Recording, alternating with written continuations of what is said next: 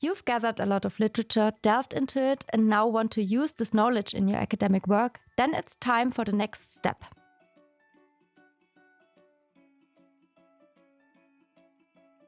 There are two types of citations.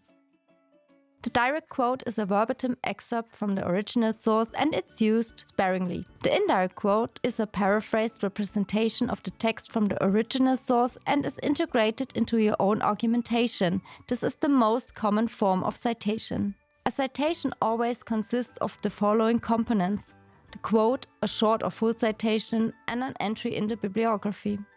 There are different citation methods, either using footnotes, where either the short or full citation is included in the footnote, or using in-text citations. Here there are three different possibilities. The short citation follows the quote, the reference number, or the author abbreviation. The specific appearance is determined by the chosen citation style. Here are a few examples: short citation in the text, short citation in the footnote, reference number, and author abbreviation. For the full citation in the footnote, the full citation appears initially in the footnote. If the same source is cited consecutively, it can be abbreviated with IBIT. If a source reused on any page, a shortened full citation in the footnote suffices. A citation also includes an entry in the bibliography.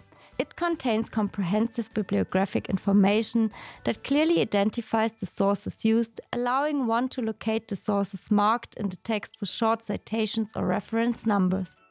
It's sorted alphabetically by author's last name or in ascending order by reference number. Each source receives only one reference number, so if a source is repeated later in the work, the existing number is used without further numbering. It might look like this.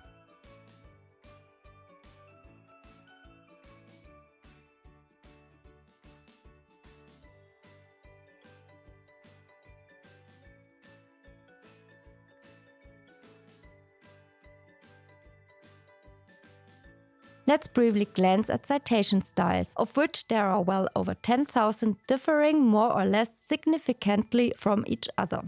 Differences exist, for example, in the form of short citations, punctuation, spelling, and typographic characteristics.